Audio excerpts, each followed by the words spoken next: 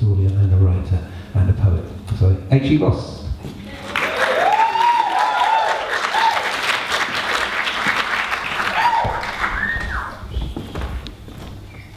I'm trying not to step on any of the stuff that's here. Nearly. Someone leaves their guitar on the floor. Actually, I'd like to thank Ben for not just inviting me for this, but for continuing to put enough input into Woodbridge to bring it sort of in the direction of he's trying to build a cultural center. I think that's basically what he's doing, and then sort of push the people that live here out so that you have this beautiful thing going. And I definitely appreciate you doing this. I mean, you stimulated me to do this. I wouldn't have done it. I would have been just doing, sheetrock or something in our house. Thank you. This poem is something that actually is Ben's concept. He gave me the ideas, and then I went and did the research, and I put it together as a poem, probably a poem that won't warm you up that much, but still, for the acts that are coming. But hopefully it'll give you something. And it's also about a guy named Ben. So it's actually entitled, Benjamin Franklin, the Lady, and the Runaway Enslaved Boy named King. This was actually done for Martin Luther King's birthday, as well as celebrating Black History Month, as well as celebrating Black Lives Matter. This was all in one particular event that Ben also had given. So we're reading it again. Worn Away is the name on a stone marker near the entrance of the river Deben. You can barely even see the stone itself, so covered around by yellow flowers, shimmering in an inky breeze, and the rolling of glasses at a horizon that never ends.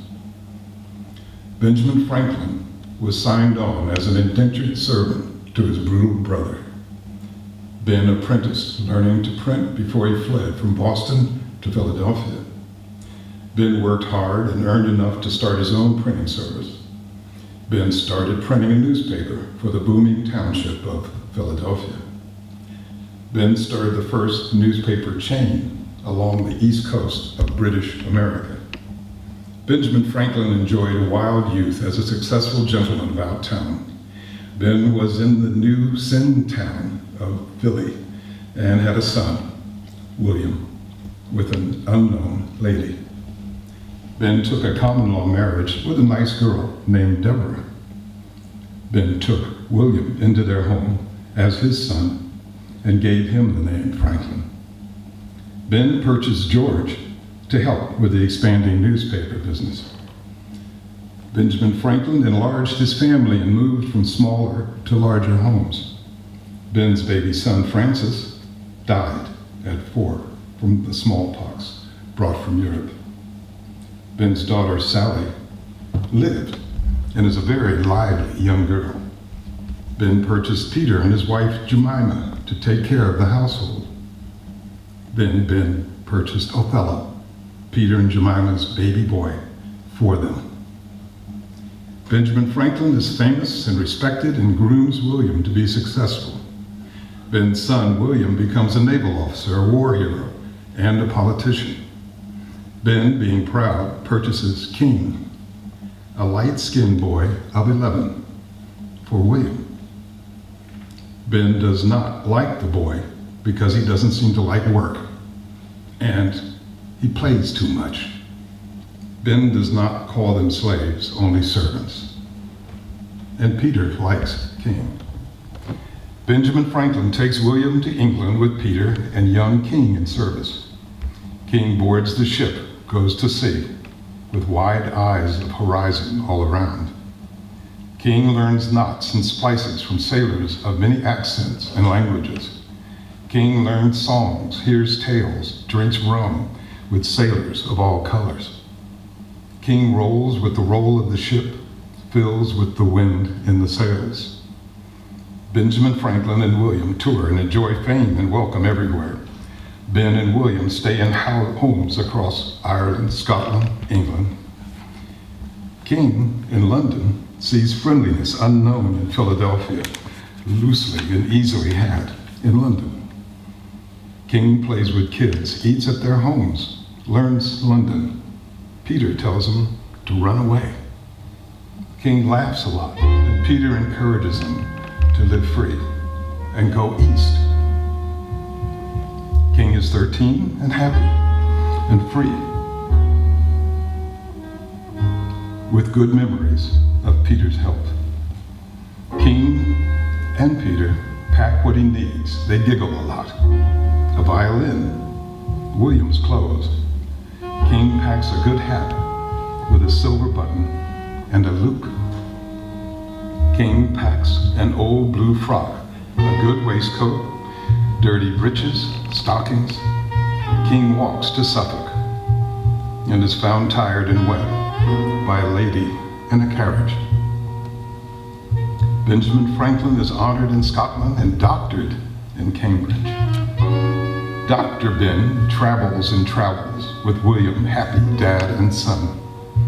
Dr. Ben meets scientists and masons and ladies and ladies and ladies. Dr. Ben's stomach grows and gout ensues with William there to rely on. Dr. Ben and William return to London and find the king has gone. King learns to be a Christian, read and write, play violin and French horn at Playford. King explores Suffolk in the carriage with the lady, Miss Anne. King is like her child, as real babies come to her and her husband. King cares for Thomas first, then John later, as time slowly moves on. King teaches Thomas to climb trees and fish and tales of sailors' tales.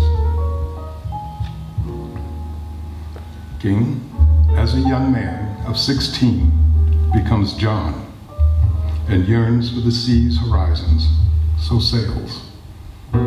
John King is hired and sails aboard local pilots on the River Devon. John King learns to repair caulking, rigging work, hand, eye, and feel. John King enlists in the Navy and waves goodbye to young Thomas and baby John.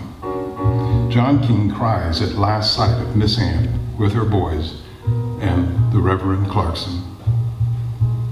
John King, with violin, sails against the French, blockading and battling in frolics in Spain. John King rises in rank, wounded in back and leg, fighting hand to hand. John King rests in hospital in Greenwich, seeing his kid friends from London. John King goes to Playford, puts gifts and tears on Miss Anne's grave.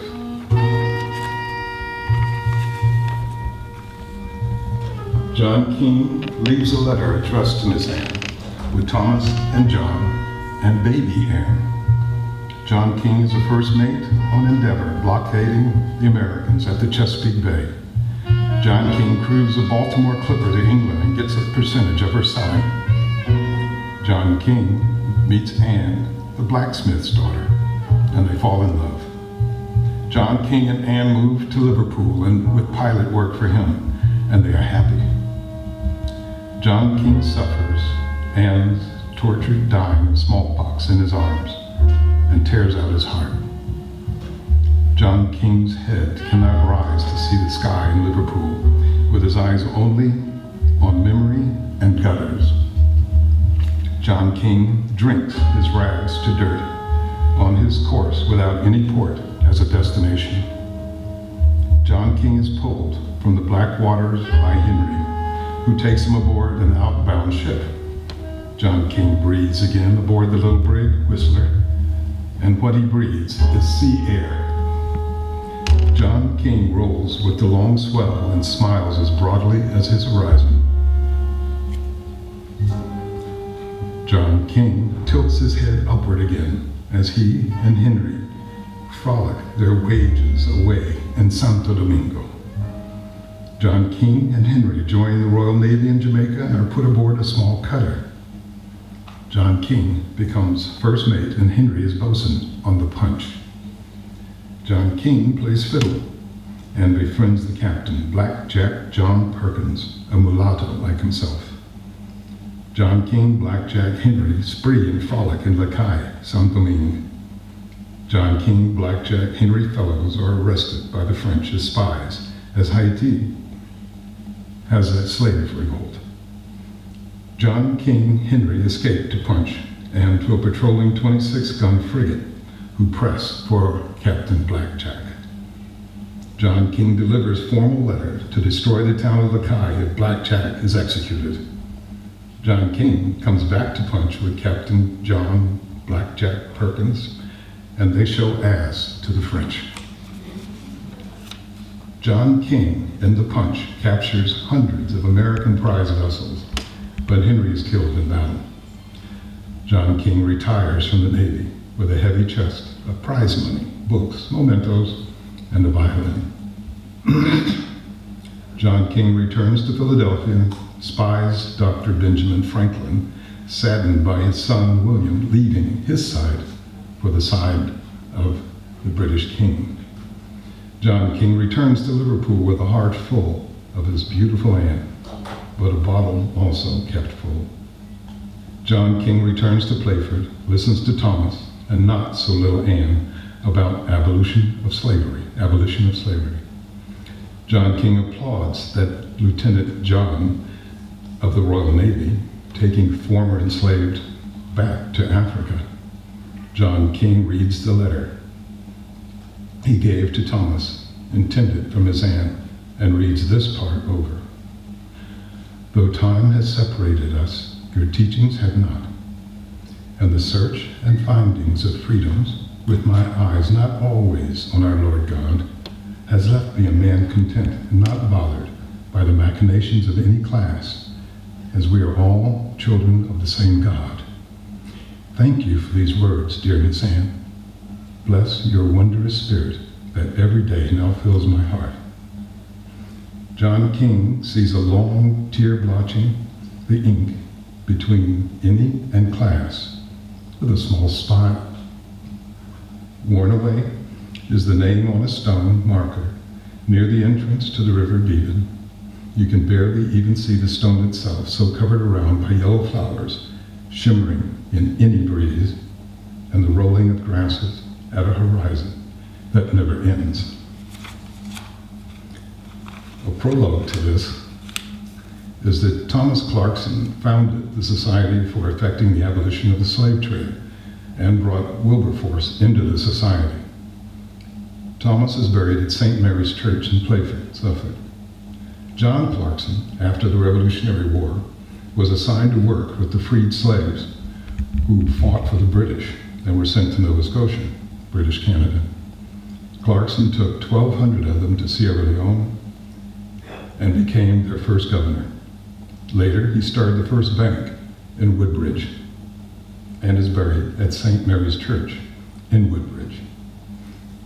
Jamaican Captain John Perkins, called Black Jack aboard his first Bermuda sloop Punch, actually captured 300 ships during the American Revolution to retire eventually, and with wealth, as the first recorded African descendant officer, a commander, in the Royal Navy. Perkins never set foot in England. That's it.